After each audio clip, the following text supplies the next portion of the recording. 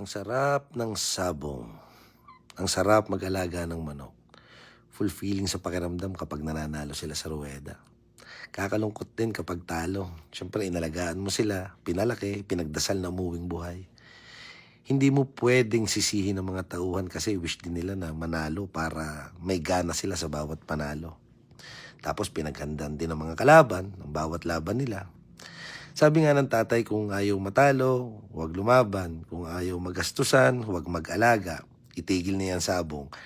Kung alin pa minsan yung minamagaling, kalimitan sila pa yung nadidisgrasya.